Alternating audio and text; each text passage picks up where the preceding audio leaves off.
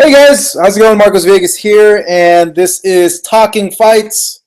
I promised myself that I would do a little bit more vlogging for you guys, just to kind of interact with you guys some more, and just talk about the events and the fights that have been going on over the past few weeks and all that. So with that being said, I'm gonna start this back up again and do another one of these recaps, talking the events that happened over the weekend in this very eventful weekend of fights. On the boxing side of things, we saw Jesse Vargas win another version of the welterweight title in defeating Saddam Ali. We also saw heavyweight King Kong, the Cuban, Mr. Ortiz, beating Thompson in a heavyweight bout in which he stopped him, I believe, in the fifth round. And in a fight that pretty much, I think, was the focus of this weekend and the focus, really, of combat sports. Conor McGregor and Holm, both going into their bouts and both being upsetted. Holly being choked out by Miesha Tate. And Conor McGregor, who moved up a weight class, allowed Nate Diaz to not even cut down to a weight that could be considered a catch weight. Said, you know what, screw it, 170, which he had to fight two divisions up against a guy who's really a lightweight, Nate Diaz, and ultimately being choked out by Nate Diaz in the second round. So I want to go ahead and touch on those two fights and really see and break down my opinions as to why things kind of happened the way they did in these fights, and just really to give my opinion on how these fights turned out. I'm going to try to do a simulcast here with Periscope. If you guys aren't following us on Periscope, you can follow us on Periscope at FightUpTV. As always, on our social media at FightUpTV is where you can go ahead and find us. And I'm going to go ahead and type right here, McGregor versus Diaz post-fight talk. See if I can get some live questions on our end right over here. If this thing would let me flip the camera. Nope, I guess iPhone doesn't allow you to do that when you're oh, look at this technology. Boom, right here. Damn, I look really weird on this angle right here. All right, so like I was saying, these fights that happened over the weekend. So for you Periscope viewers, if you're watching right now, go ahead and send me questions or thoughts or anything like that. I want to get into first the co-main event, Holly Holm and Miesha Tate. A lot of people made a lot of money on Miesha Tate. I didn't think that it would have been very likely for that to happen, but given that I think it shows a kink in the armor of Holly Holm in terms of people now know in her division that there's a lot of work to be done that you could do against her on the ground. It's a big point to exploit. Problem is, if you can get her on the ground, and if you can close that distance, because Holly's a counterpuncher. So looking at this fight and looking at the Ronda fight, you could kind of tell how styles make fights, how a counterpunching style does really, really well against a person who goes and presses forward to you and doesn't show you a jab, doesn't make you think twice about throwing your shots, doesn't move their waist in their head. And you could tell in the result in that Ronda Rousey fight.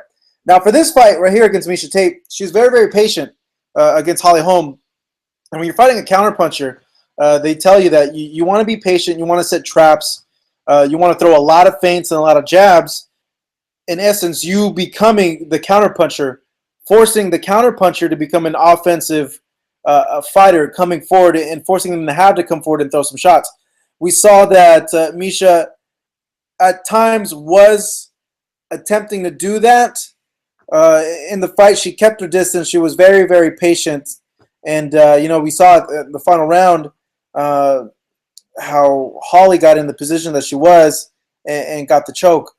In terms of looking overall at the performance, to me, I had Holly winning 3-1. I thought she lost the second round big. She won the first round. She won 3 and 4. And we got some viewers from Chicago right now. What's up, Chicago? But coming into that last minute, it was pretty imminent that she was going to win the fight. even though on the scorecards that we saw after the fact that were posted online that if I think that fifth round was pretty much like a draw coming into it, which I don't understand what these judges are looking at. You know, like I mentioned, I had it 3-1. So, but looking at Holly, you know, she's winning the fight. She's not going to get the immediate rematch. They're going to want to have that Holly Holm, the Miesha Tate versus Ronda Rousey fight, the third fight in the trilogy, because, you know, business-wise, it makes more sense because there's more of a likelihood that Ronda beats Miesha this third time around again instead of Holly Holm because of just the styles. It's just Ronda's aggressive. She comes forward. It's a better style matchup for Holly as opposed to Miesha, who has a different style than Ronda and everything. So looking at that fight, Holly just needs to go back and work on her jiu-jitsu, work on more on what happens when someone has her back. And I honestly think if, you know, they would fight, you know, 9 times or if they were to fight 10 times, Holly would probably win 7 out of those 10 times in that fight. But it's just a small mistake that happened. Well, no, not a small mistake, a big mistake that happened. But, you know, that's what happens with fights. She didn't shy away from that. Now, in terms of the main event, this one's interesting for me to look at. First off, you got to give props to Conor McGregor for going up a weight class, and then going up another one, essentially fighting a lightweight, coming in as a welterweight, which he did with Nate Diaz. You got to give Nate Diaz props, as well, because he only had a 10-day camp. Conor had a long time to prepare for Dos Anjos. Yeah, different opponent, but he still had a full camp. He was in fight shape. Looking at the fight, you have a smaller guy moving up in weight to go against a guy who's taller, who has a longer reach than him, and against a bigger man. And that's the one thing you got to realize when moving up in weight. You can't just move up in weight like that. It very rarely works. Like, moving up in weight is a process.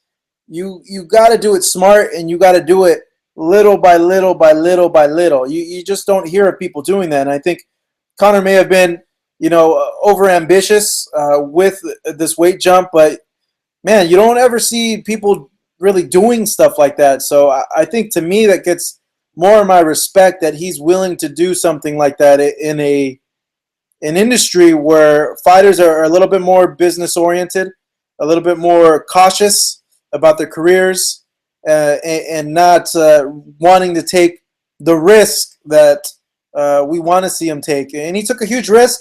It was a huge gamble. It looked like it was going to pay off in the fight, and it didn't. It backfired on him. Now let's get into the fight. So I'm seated at home watching the fight, and I'm seeing Conor slip all these punches, and I'm thinking to myself, he looks really, really good.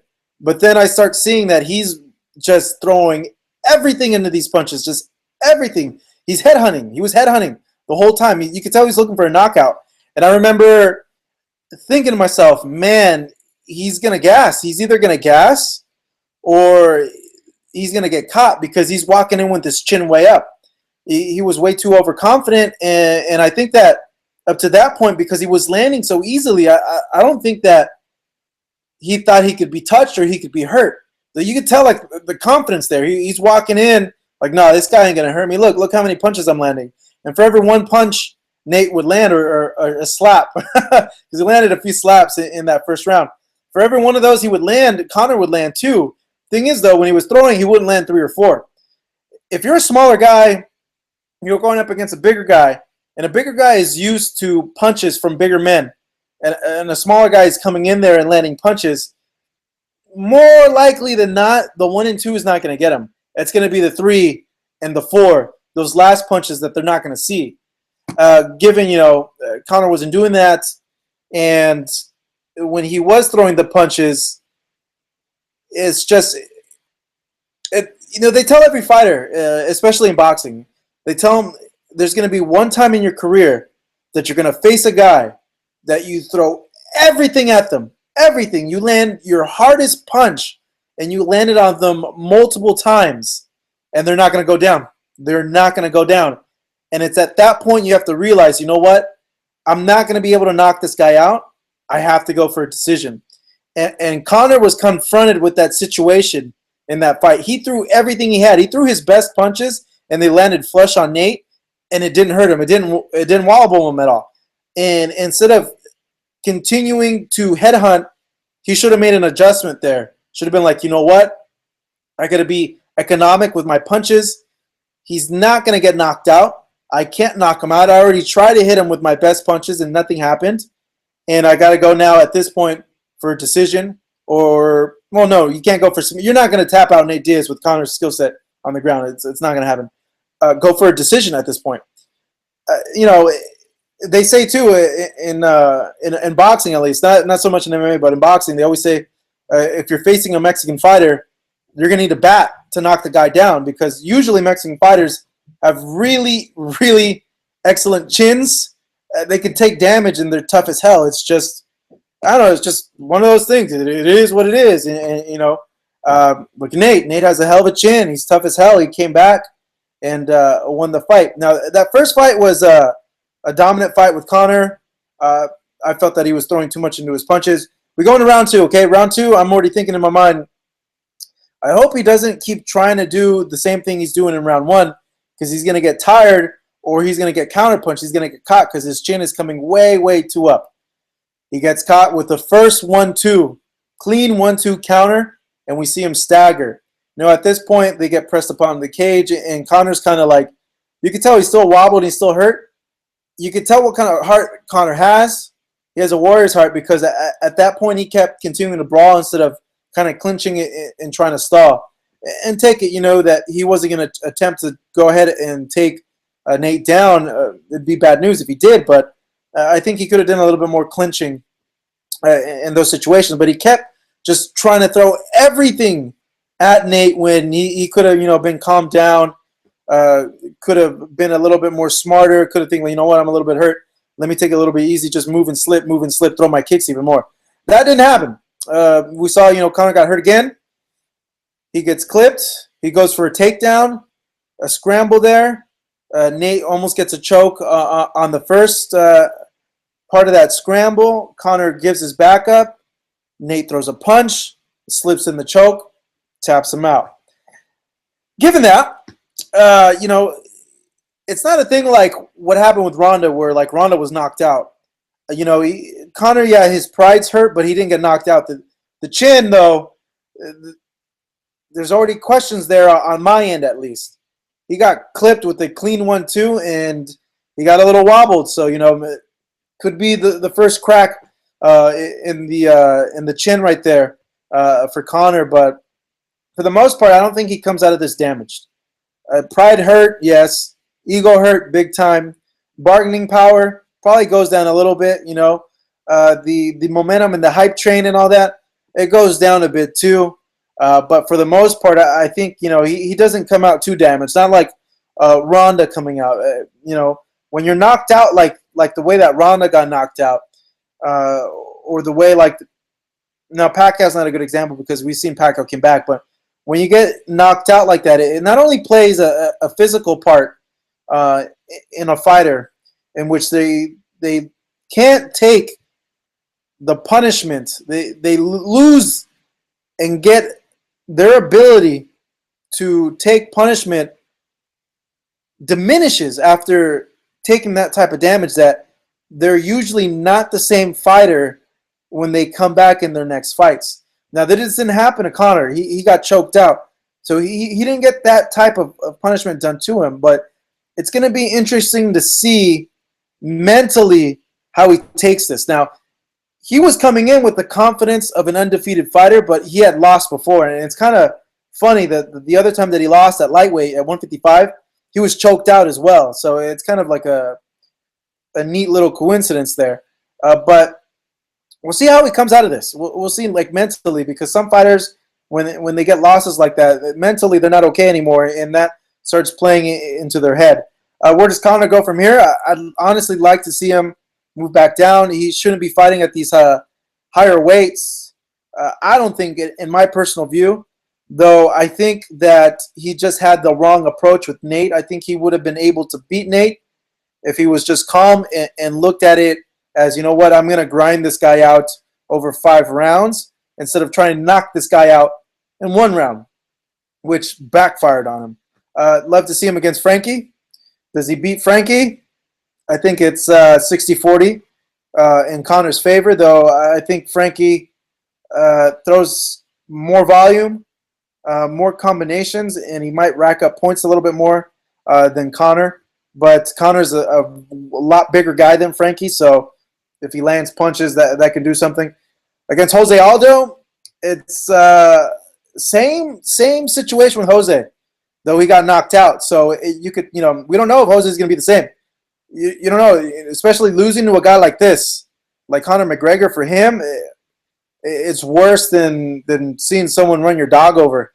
Like I couldn't imagine like the mental anguish that he's having to go through. So that's on the MMA side of things. I think if Conor does move up again, he knows now that he has to be very smart, very patient with these bigger guys. You know, like people don't really do this in MMA. We've seen it in boxing. We've seen it with Manny. Manny moving up all the way from flyweight all the way to junior middleweight at 154 against Antonio Margarito. But, Manny's a whole different beast, man. It's just we're not going to see a guy like Manny for like another 80 years, given the stuff that guy's done. In terms of the main event, I would think that it's weird. This is like Holly, Ronda, and Miesha is like Ali, Frazier, and Foreman, not in terms of what they accomplished, but in terms of, okay, you would think Foreman destroys Frazier, Frazier beat Ali, Foreman should beat Ali, and Ali goes ahead and beats Foreman. Styles make fights, and those three is a perfect example. Holly beats, Ronda beats Miesha, Holly beats Ronda, Miesha beats Holly. Styles make fights, you guys. Now, I'm sure the ratings look pretty good. Now, moving on to the boxing side of things, I had a chance to see some of the fights over the weekend on HBO. I'll start with the heavyweights because, this Ortiz, Luis Ortiz, King Kong, this guy I think is the most technically sound heavyweight there is in the heavyweight division up to this point. Thing is compared to the Tyson Furies and the Deontay Wilders and the Vladimir Klitschko's, I think he's a little bit kind of small for those guys. Does he beat him? I don't know. He's dope. He's legit. This guy's really, really good. He's a lot slower than these guys in terms of his hand speed and his foot speed. Tyson moves around a lot more. Deontay moves around a lot more. Anthony Joshua moves out around a lot more. And it seems that they have, at least for 2 of those 3, more fast twitch muscles, and they're more athletic. Thing is, this guy Ortiz comes from the Cuban school, and he's more technically sound than them. It would be interesting matchups. You can make an argument that Luis Ortiz would be a live underdog in all those fights, and he would potentially be able to beat all those fighters that I listed. Excuse me, guys. I just drank a bunch of coffee, so I'm a little dried up and everything like that. This is on HBO, by the way, you guys. The Luis Ortiz fight. So, given with that, what happens with Luis Ortiz? He blows out this guy in 5 rounds, knocks him down like twice. The other guy that was supposed to fight him wanted more money, didn't want to fight him, and he's in a weird position because the heavyweight champ right now is a PBC fighter. You got Golden Boy with their lone heavyweight. You got main events that have a good amount of heavyweights, and you can make matchups with the main event guys. I don't think Top Rank has a heavyweight, and all the other ones are international. So it's kind of weird because you got Fury and Klitschko set to do a rematch on May 4th. May 7th, the same day of Khan and Canelo. Who knows why they're going to do it on that date. I said it here first, May 7th. Watch. They're probably going to – I've been hearing that the rematch is going to be May 7th. So you got Tyson Fury, Vladimir Klitschko. You got – what's his face? Deontay Wilder, Povetkin coming up. So it kind of leaves Ortiz like kind of out of the loop, you know, kind of in limbo with opponents. And, you know, we're going to start seeing these guys knock each other off. And I would hope that at some point they're going to be able to make fights on the Golden Boy side with the PBC fighters, because I think Luis Ortiz, honestly, right now is a top 5 heavyweight. And you can make the argument after Fury, Wilder, he could be up there. You know, Joshua, he looks like he's going to be the guy to carry the heavyweight division in boxing, but he hasn't had that marquee opponent. And he's going to fight Charles Martin coming up for that title, but I don't think Martin's going to be able to handle a guy like Joshua at this point, because I just think talent-wise it's just a disparity there, and I don't even think Martin should be IBF champ, to be honest. You know, he didn't win that fight. He won it by default and everything. So moving past that, so we see Ortiz blast and making a name for himself in the heavyweight division. Now we move on to Jesse Vargas against Saddam Ali. Now, I'm not going to lie. I thought Saddam Ali was going to win this fight. And I thought because the guy's fast, he has good footwork, he throws 3-4s instead of 1-2s. And overall, I thought just he had that slight edge. I thought he was just going to be a little bit faster, going to be the first to land, the last to land, and the one to be able to get out. And we saw that for flashes in the fight against Jesse Vargas. Jesse Vargas, you know, usually throwing the 1-2 and then not really throwing much after that. So came to a surprise when Jesse knocked him down with an overhand right and then went ahead and stopped him, I believe, in the 9th round. I weren't expecting that at all. I thought Jesse looked sharp. He looked a little bit stronger in this fight. I know this was his 3rd trainer in the last 3 fights. He started with Roy Jones Jr. From Roy had a fight, had to focus on himself. Vargas went ahead and went to Eric Morales into that fight with Timothy Bradley, in which Vargas got that last round knockout against Timothy Bradley. And then coming into this fight with a new trainer who was a former kickboxing fighter. And you know what? He did a good job with him. You know, you can't knock him. He did a good job with him. It seemed that he knew what he was doing. This certainly pushes Jesse in a lot of interesting fights. Post-fight, Jesse says, I want that rematch with Tim Bradley. Please give it to me. I want it. He felt that he was robbed of those last 8 seconds. 8 seconds is a long time to be hurt, especially like that. Like Bradley was in serious trouble. But Bradley has a matchup scheduled with Manny Pacquiao April 9th. So it kind of leaves Jesse in a situation where we're seeing now Bob Arum saying that, you know what? I want to work with you, Al Heyman. Let's make Jesse Vargas, Danny Garcia. I love that fight. That's a good fight. You got Danny Garcia, Jesse Vargas, 2 champs, 2 guys that are young, and you're seeing, you know, a champion versus champion fight. Vargas, of course, would be the underdog given the competition that Danny Garcia has faced, and given that Danny Garcia is a little bit harder of a puncher, but Vargas is a lively underdog in that fight. I would love to see that fight. I think that's a great fight. Another fight that would be possible for Vargas at 147 pounds. You can go ahead and maybe throw a Herrera or a Matisse there, but it's likely that Matisse and Herrera are going to fight on this Amir Khan versus Canelo Alvarez pay-per-view fight. So, recapping the weekend's action, we got 2 big upsets that happened in the main event. When's the last time you see that happen in a pay-per-view? Like, a lot of people lost money. I'm glad I didn't bet. I had a lot of friends bet money, and they were asking me all weekend, who has this? Who has the fights? And I told them, safe bet would probably be Conor and Holly Holm, given that Miesha's stand-up's not that great, given that Nate throws wide punches at times, and Conor is the quicker guy with the faster punches. I'd say go with that. Yeah, shows you how much I know, right? You know, did you guys hear about this guy that bet $77,000 on Miesha Tate and he won like $250,000? That's insane. That's the same guy that bet I don't know how much on Holly Holm and he won like $1,000, $100,000 off that bet. The guy knows something. You know, I thought Holly was going to beat Ronda. I told a bunch of people that when that happened. But wow, man, Vegas Dave, kudos to you, man. I'm going to place my bets with you. I'm going to call you up, given that. So, recapping the action. That's just my 2 cents. If you're going to move up in weight as a smaller guy, you got to respect the bigger guy's power. You got to respect the fact that the bigger guy is used to getting hit by bigger guys. He's sparring bigger guys.